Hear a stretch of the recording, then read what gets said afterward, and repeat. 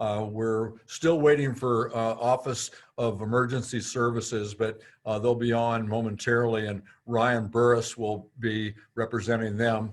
Willie Nunn is on from FEMA, and Scott Chamberlain, I believe, is with him to provide any technical help necessary. Kevin Wynn from SBA is with us. Kevin, thank you. And Jeff Yasui and Navdeep Dhillon from USDA are on. Thank you both. Just a little bit of an update. I think you know we received the National Disaster Declaration, which is incredibly important for our area. It gives us an opportunity to access individual assistance and public assistance from FEMA. And the public assistance part is really crucial because that pays 75% of the cost of infrastructure that's lost or damaged in the fire. And then I have separate legislation to bump that up to 90%. And given all of the economic strain that we're under with COVID, the increase to 90% is really important under normal circumstances. But in this environment, it is even more important. And it also provides access to SBA loans. So this is good information. And then we have, I'm attempting to activate the wildfires and hurricane indemnity program for any of our growers who have been hurt by smoke taint. And what I'm hearing is that this is going to be a major issue in all of the grape growing counties in our district. But we'll have experts who will be able to answer any questions. I'm going to ask them to make a presentation first, and then we'll go to the questions. If any of the participants, any of the viewer participants have a question that they'd like to ask, if you would go to your, you can email that. You can go to the question bar on the bottom of the screen and type that in. And if you see a question there that someone else has typed in that you like that. And that will give us an idea about the most popular questions. I think we're going to have plenty of time to get to everyone, but if we don't, if you have questions that aren't answered, or you have a question later on, you can email me at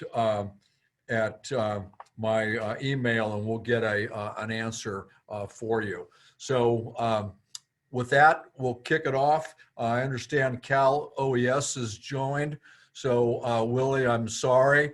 I know you wanted to kick it off, but Katie's rules are Ryan Burris will go first. So if you don't mind yielding to him, I'll ask Ryan to make some remarks. Thank you. Can everyone hear me right now? We can. Thank you. Welcome. Thank you, Congressman, for having me, and everyone listening today. I do want to spend just a few minutes just discussing just where we are with the fires and how we've set up around the state and your areas, and then I'll turn it back over to you and our USM team to our federal partners, which I know they have a lot to say as well. The complexity of this fire is just not only is it the largest, but inside the COVID environment that we live in today, thousands, tens of thousands of people that are unemployed because of that. The heat wave that we just went through a couple of weeks ago, and the PSPS events. On top of that, now we have over 1 million acres being burned and still burning, and trying to get out in front of that. While we're making some progress, unfortunately, a lot of people lost their homes, and we were very fortunate enough to work closely with FEMA, and I know the FCO Willie Nunn's on the line today, and get a major declaration for this incident. It's definitely the first one that we have had to respond to in this COVID environment. And if anyone has heard me speak before, I say the same thing again. Even though the complexities are high, the times that we live in are very tense. Anytime you lose everything, It is not easy. Recovery, not only for the individual, but for the businesses is going to be long, and it's so important that we get up in front of this now to offer that glimmer of hope as we move forward. But with all that said, I worked closely with the Federal Coordinating Officer, Willie, and said we have to make sure that we still provide that human touch. And that human touch is not only for the individual, it's for the elected officials, it's for the town officials, it's for those businesses. I've been on the road, as you know, the past few weeks. I will continue to go on the road as needed to meet with not only the CAOs and electeds, but the emergency management directors, those individuals. We have several local assistance centers set up right now throughout this particular fire. And one thing we have that we did not have in the previous years, we started this in 18. We do have our, California designed their recovery framework from the National Disaster Recovery Framework. So we designed something called the California Disaster Recovery Framework, and we have 6 recovery support functions. One of those is the economic recovery support function. So they pull together what is available at the state, federal level. We coordinate closely with the locals and those businesses. GoBiz is our lead for the state. We work closely with SBA. I just spoke with SBA this morning. I'm pretty sure they're on this call to go over some opportunities. And one thing that this group does look at are 2 things. One, we do try to provide as much technical assistance as we can, which includes economic analysis, workforce development, opportunity zones, but more importantly, and what we depend on people like yourself, Congressman, and others, is what are those gaps? What are those businesses needing? That of course you can work at the federal level, and we can work at the state level here. And this is it's a really good support function. Everything is attached at the state level. With all state agencies, so we have a phone call away. I can speak to anyone, and if it's an agency that needs to get to a local assistance center in person, we can make that happen now. And as you can tell, at the local assistance centers, we have a lot of state agencies present, and we're really hoping on the economic side and the business side that we really could use these recovery support functions, teaming up with FEMA and SBA and USDA, which is going to be extremely important and relevant in this particular disaster. So we're excited. I'm personally excited to be part of this. I myself lost my home almost 2 decades ago. I myself had family that lost businesses 2 decades ago. And the only thing that means is my lens is we have a long way to go. My lens is the quicker we work now, the quicker we can all recover, the quicker we can have some hope moving forward. So with that, I'll yield back my time. Ryan, thank you very much. And I can't emphasize enough how fortunate we are to have the great team that we have. I mentioned the other morning over in the Sonoma briefing that I'm not really excited that we got the band back together again, but if we have to do it, this is the group to get back together, because just everybody works hand in glove. And the focus is always the people who are harmed by these natural disasters. So you guys have all been great, and I'm glad we're all on the same team, and I appreciate everything that everyone is doing. Willie, I'd like to turn it over to you now to make some remarks. Thank you, Congressman. Good afternoon, everyone. I'm Willie Nunn. I'm the Federal Coordinating Officer working with Ryan, the State Coordinating Officer for the state of California for this disaster. And as Ryan said, we're in lockstep. As the Congressman said also, we're in lockstep with the meeting the needs for this disaster as we work together to give that disaster assistance. For one of the things that when the major direct declaration was declared, we had the FEMA Individual Assistance Program. This is a program available for all the residents of this district with damage and unmet needs caused by the recent fires.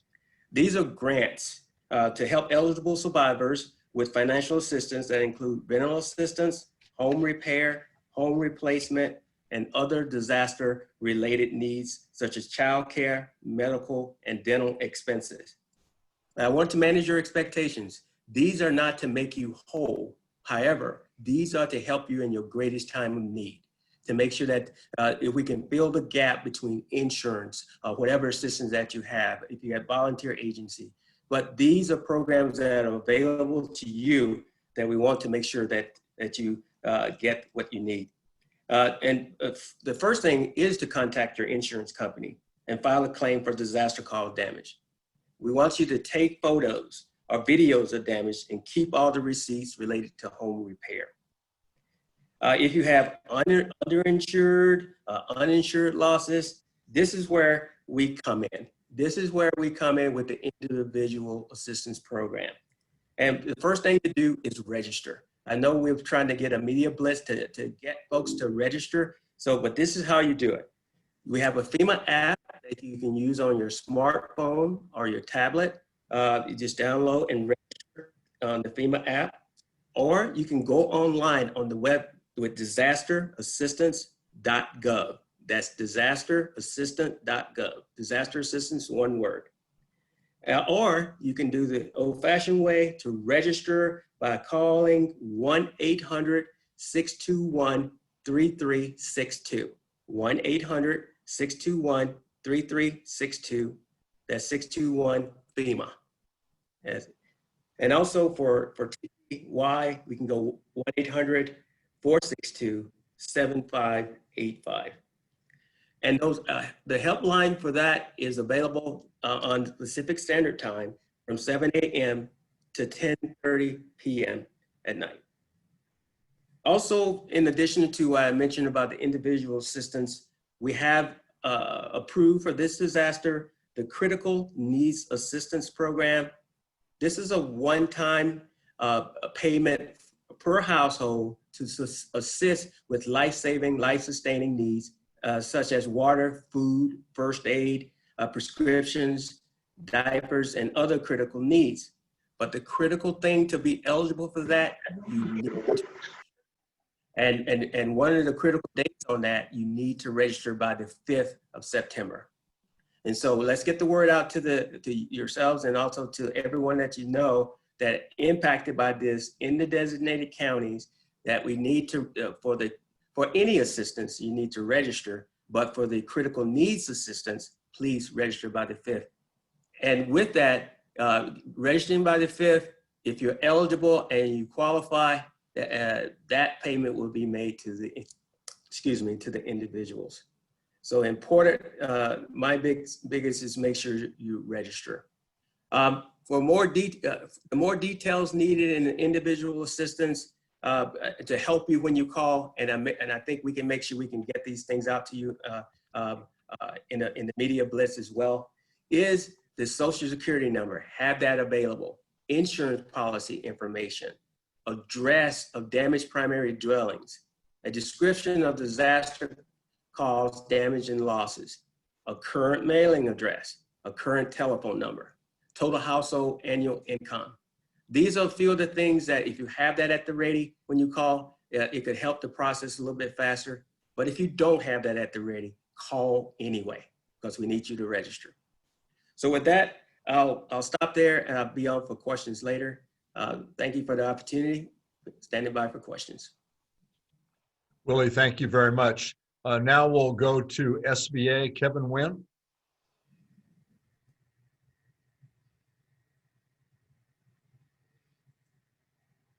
Kevin, you might have to unmute. So I think he just is having a bit of technical trouble. He's about to jump back on, Mike. So maybe we can move on to the next person. Well, let's go to USDA. Jeff, are you ready? I am ready, and I do have a virtual PowerPoint I'm going to pop up there because one, it gets my face off the screen, I hope, and secondly, it'll keep me on pace also. So I'm going to turn that on. Did the PowerPoint come up? Someone nod, I guess.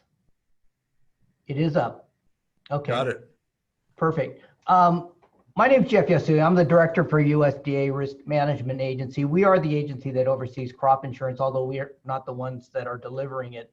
That's being delivered by the crop insurance companies and their agents. In general, crop insurance covers production losses. We also have considerations for quality reductions. If you get paid half the price you were expecting for your crop based on our price structures, we would only count half that production. So we do make adjustments based on prices. There's many different options that a grower can elect. Many of you already have crop insurance, but you could get coverage levels up from 50% up to 85%, and you can also get price elections from 59% up to 100% of the price.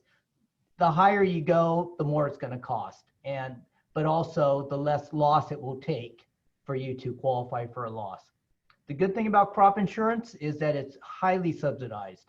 Our subsidy rates go from the basic catastrophic coverage of 100% of 50% coverage. We will subsidize 100% of the premium. There will still be a fee of $655, but as you go up into higher coverage levels, the amount of subsidy is greatly reduced. We do insure by variety. That's good for California. It's not done in every state. Every state would like it, but California has it. A couple of other states also have it. And if you do need additional information, definitely contact your agent. Sales closing date was January 31st. So for the 2020 year, it obviously has already passed. Just like all other insurances, you have to have insurance before the damage is there. We have crop insurance for grapes in most counties in California, and the grapes have to be at least 4th leaf or 3rd leaf if grafted. And they must have had a history that they've produced at least 2 tons per acre. Like I mentioned before, the delivery, it's sold by agents and it's delivered by companies. Just some basic statistics for Lake Napa and Sonoma County. Shout out to Napa and Sonoma. You guys in Napa, it is the 3rd largest liability crop county. So $276.9 million in liability in Napa, and Sonoma $263.6 million. They are both for a single crop, some of the highest totals across the nation. But for California, Napa is 3, and I believe Sonoma is number 6. Our participation rate on this table shows Lake County, about 88% of the acreage is insured. In Napa, it's a little bit lower at 60%, and Sonoma 67%. What I do want to mention is that we have paid for wildfire losses in the past. If you look at the far right column, it shows that for Lake County, we did over $5 million in 2018. In Napa County, 2017 was $3.4 million. And in 17 and 19, we're both near $2 million. I know you'd prefer to get paid on your crop and not crop insurance, but crop insurance is a safety net that hopefully will be able to help people. The one column just to the left of that talks about indemnities. I did want to show what people were paying last year, but I think the point I want to make here is I have something in there called producer loss ratio. What that is really telling me is that over the long run, you are getting more money in indemnities than amount of premium paid. So if you look at Lake County in 2019, that $3.82 means that for every dollar of premium that you paid, crop insurance gave you back $3.82. So it's there to help. I realize the lower the number, it's better, at least on the production side, but we do have a safety net there. Obviously, wildfire, that's what we're here for. Wildfire is an insurable cause of loss. We will cover it. Resulting smoke taint is also covered. These are determinations that must be made by the loss adjusters from the company.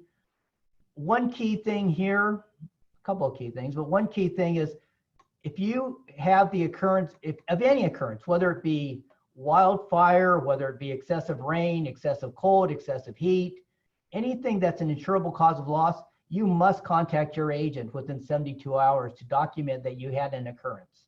That way, if they have to, they can send a loss adjuster out to take a look at it.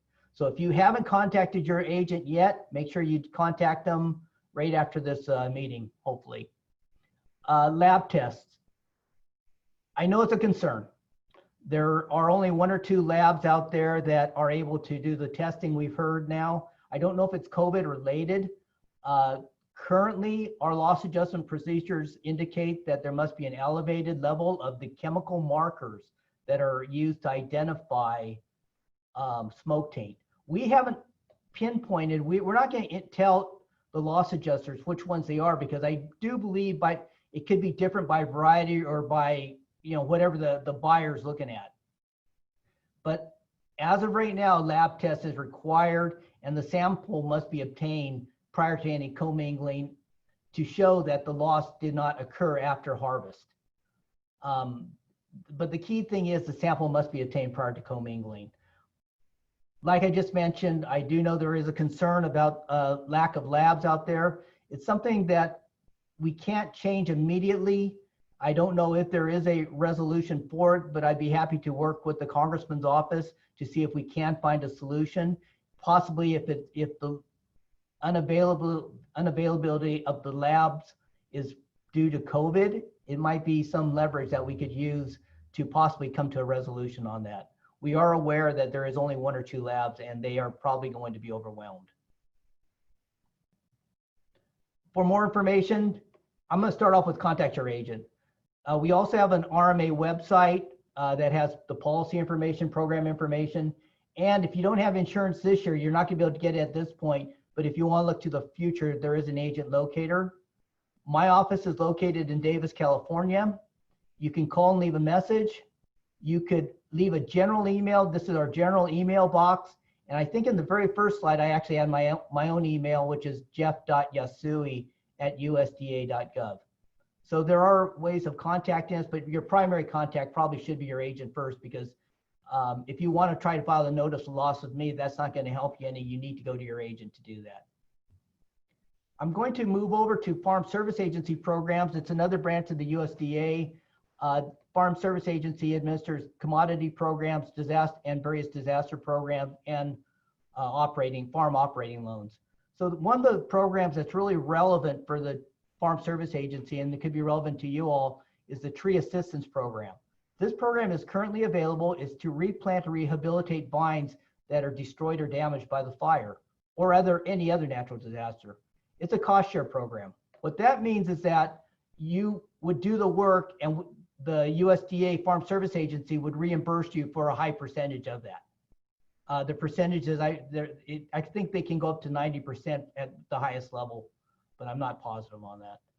You need to sign up within 90 days of the date the damage becomes apparent or the occurrence of the natural disaster. Very important, you can't start a project until the application is approved. If you start the project and the application hasn't been approved yet, you're basically disqualified. There is an average adjusted gross income amount on this one, meaning that if your adjusted gross income exceeds, on average, exceeds $900,000, you would not be eligible for this program. All of this you need to apply for at the local FSA office, and I'll show you where those are at the end of the next couple of slides. And they will also be able to provide you with more information.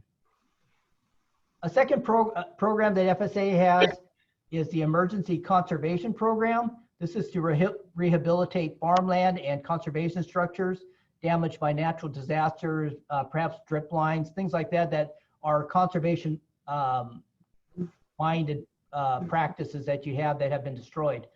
It's also a cost share program. So once again, you do the work, and once again, you don't start the project till the application is approved, but you do the work, you turn in your bills, and they'll give you pay for a percentage of it.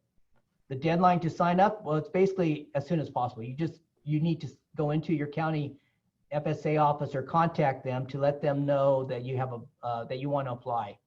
There is a payment limitation for it. We FSA will not pay more than $500,000 per person. They have a lot of different rules on it. It's a simple sentence to say, but it's a very complicated rule. And once again, this is at the county FSA office. Lastly, emergency loans. They're low interest loans available in disaster declared counties and contiguous counties. There's all different kinds of loans you can get. There must be a 30% loss. You must also be unable to obtain a commercial loan. And you need to sign up for this within 8 months of the disaster. And it's at the FSA office also. Your FSA offices for Mendocino and Lake counties in Ukiah.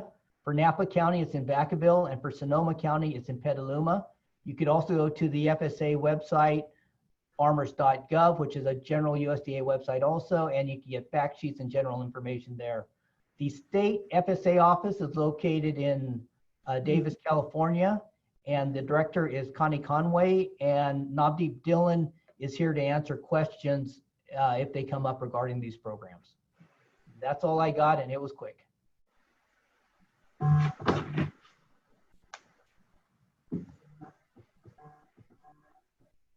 Mike, I think you're muted.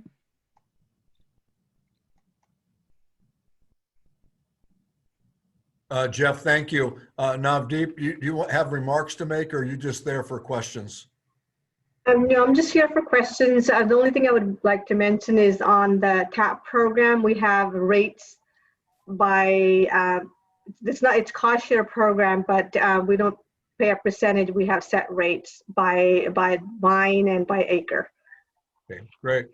Okay, we'll go to SBA now. Kevin, are you back with us? Yes, Congressman, thank you. I apologize for that. And I'm kind of that's glad all I right. did go off because USDA went first in the FSA, because generally agricultural enterprises aren't eligible for SBA disaster assistance. We do loans for homeowners, renters, non-farm businesses, and private nonprofit organizations. That means if the primary residence of the farmer, we can cover that as well, and as well as any renters on site, we can make loans for them as well.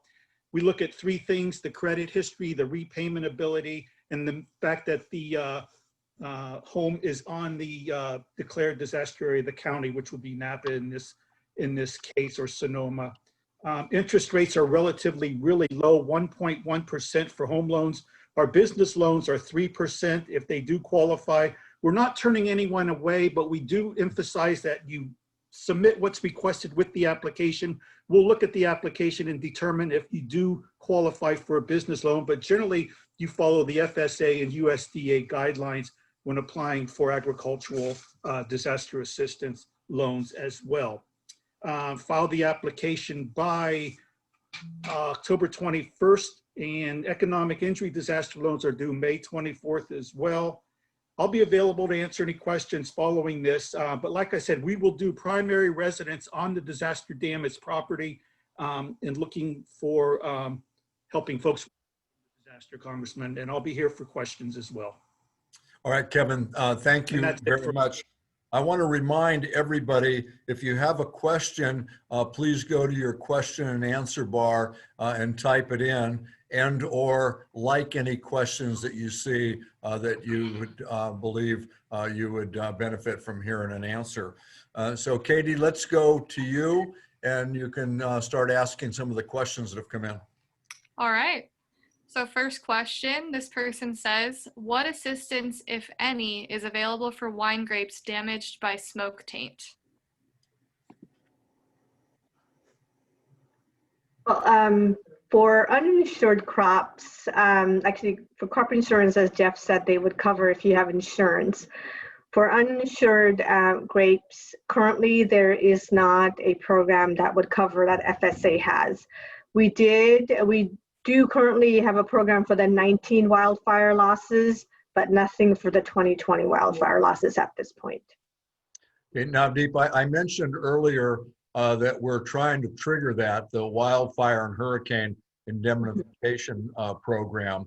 And I'm working on that in the House. Perfect. And lining up support to bring that back online for this disaster cycle. And I feel pretty confident that we're going to be successful. So hopefully that will be there. Thank you. All right.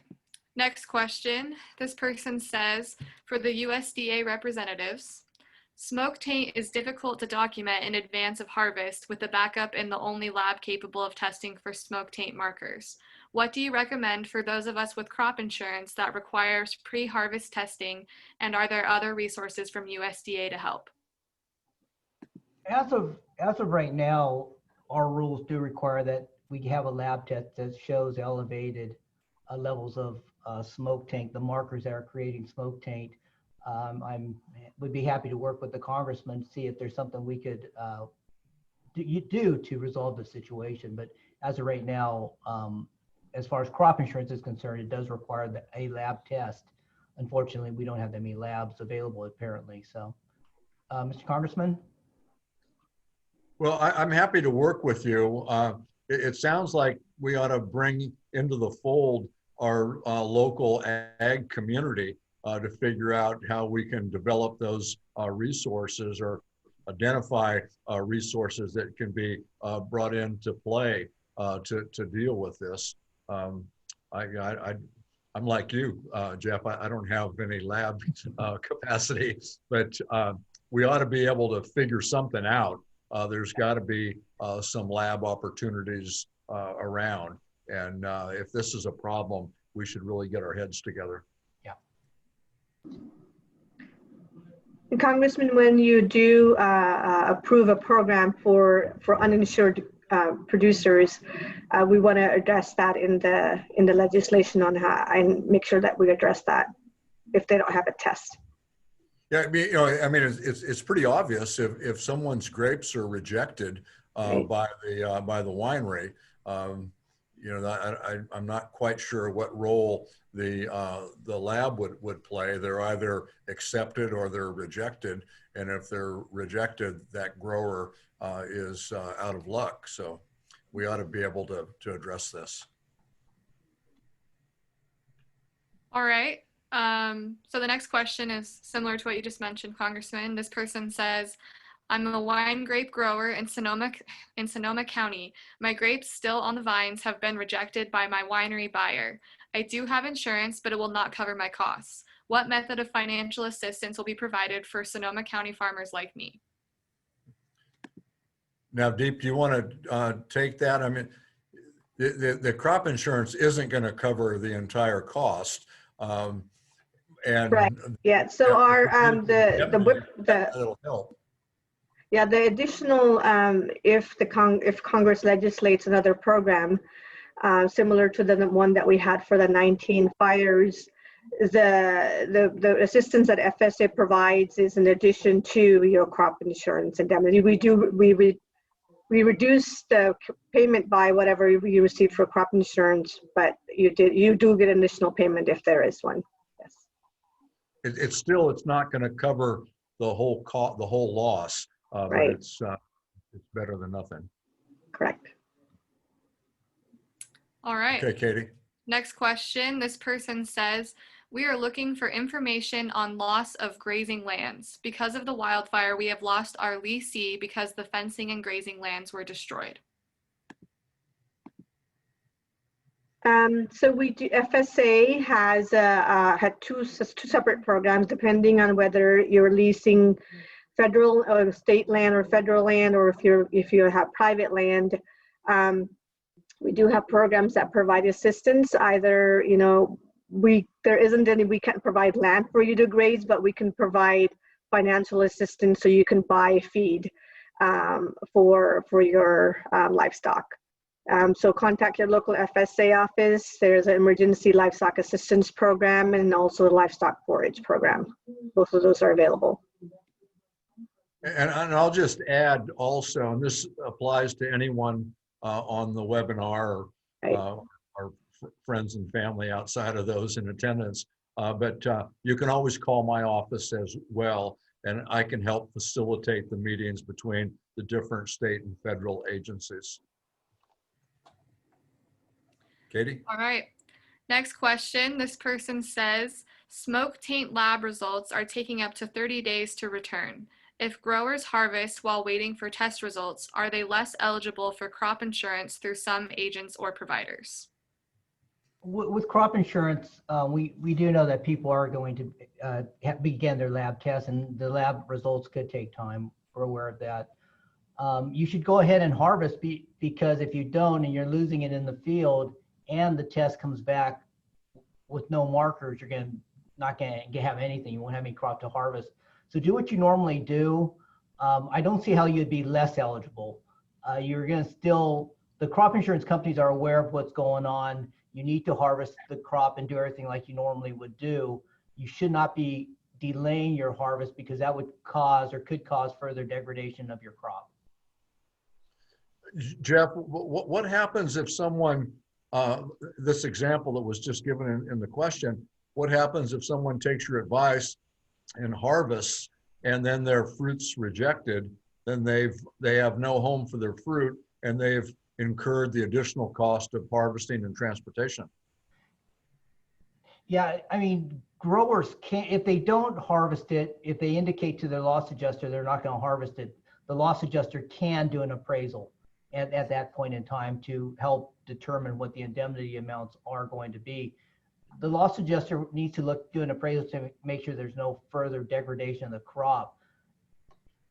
It's a tough question to answer because it's a decision that the growers have to make that's going to incur costs. If they don't, at a minimum, it's going to add cost of transportation. Yes. You got a lot, the harvest costs are out there. There are a lot of costs that, if their crop is going to get rejected, if they don't get crop insurance or if they don't have a buyer, they probably would have been better off just dropping it to the ground. And the problem with that is that you still have those costs, but crop insurance may or may not cover you, but it's all going to depend on the lab test. So I don't really have a solid advice to give, but if you are not going to harvest, make sure the loss adjuster does know that that you aren't going to harvest, because they'll need to do an appraisal. If you don't harvest and they don't have an appraisal, they're not going to pay you any indemnity at all, even if you do have smoke mark or the markers in there. So make sure you do tell your loss adjuster everything. And this could be another item that we try to work with your office, Congressman, to see could there be some solutions out there, because of the two reasons: lack of a lab and the time it's going to take to get a test result back. This isn't something that really occurred in previous wildfires. In previous wildfires, we were able to get, for the most part, timely lab tests back, and also we were able to have enough labs out there to fulfill what was needed. Yeah, and this fire event is much earlier than the past Right. one, but there's a lot more exposure for growers. Katie, next question. All right, this person says, I'm interested in any information on USDA, LFP, or ELAP. I'm a beef cattle producer that lost a large acreage of pasture and grazing ground. Yes, so I recommend that you contact your local FSA office. Our offices are not taking in-person appointments, but they're working with producers via email, phone. And so just contact your local FSA office and they should be able to assist you. All right. Next question. This person says, I'm interested in any possible help to repair cattle fencing damaged by the fires. So that's our emergency conservation program. That's what that program is designed to help with fencing, any conservation structures. If you have debris on your farmland that needs to be removed to bring the land back to pre-production, a pre-disaster condition. So the emergency conservation program also applies for vineyards as well. So to help you with the repairing the fences, your irrigation systems, to remove the trees. You can apply for both programs, the TAP program and ECP, on the same on the same field, but we may pay you one or the other for the different activities that happen on the farm. Yeah. So FSA's got a lot that's available for your growers. All right. Next question. This person says, similar to other questions that have been asked, what disaster assistance is available for those who don't have crop insurance or aren't eligible for coverage through their provider for the type of loss they have? They say only 60% of Napa County growers have crop insurance, and some people may not be eligible based on their plan. Well, for production loss, right now, if you have, either you have crop insurance or you have FSA's version of crop insurance, which is our non-insured crop disaster assistance program, without additional legislation, as the congressman said that he's working on, There really isn't anything available from FSA on production losses. However, losses for your emergency conservation, for your debris removal, to repair fences, irrigation systems, that's available. We'll wait and see what happens on the production losses. All right. Next question. This person says, as a wine producer, I don't want to accept grapes with smoke taint due to all the costs. With over 4,000 samples at the local lab, we may not be able to get proof of smoke taint other than starting fermentation. Are you working with our local ag commissioner to remedy this for us? My office has been in contact with COG and other buyers and trying to figure out if there is a solution for this. Like I had mentioned before in other questions, we are aware of the problems with the labs. We want to make sure they can get something out timely. I don't have a quick resolution at this point. It's something that's going to have to be worked out. I've also been in contact with all the crop insurance companies that are providing coverage for grapes in Napa, in the valley, and they're aware of it. We're trying to figure out the best way to work through it within the regulations that we have, but we may have to see if there's any other ways of doing some resolution on this.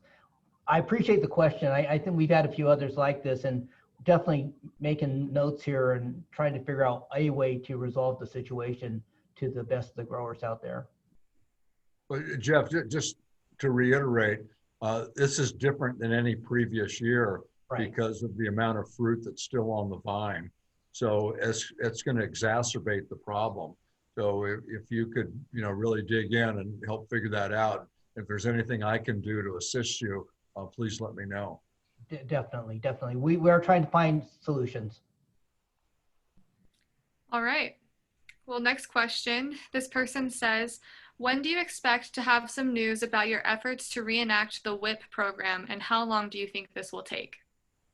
Well, I'm working on it right now, and I suspect it'll be part of whatever the end game is in passing a budget, keeping the government open, and doing a coronavirus relief package. So I think it'll be all part of that, and I suspect that'll be sometime this month, probably closer to the end than to the middle.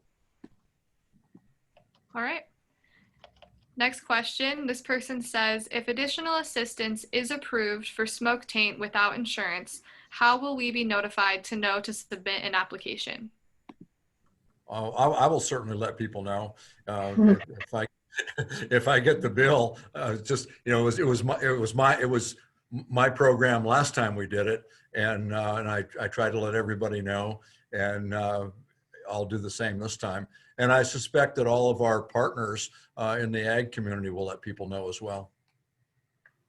Yes, FSA, once we get the program, we will definitely send out information as soon as we get it.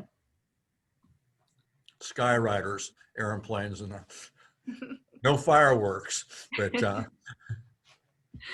All right, next question.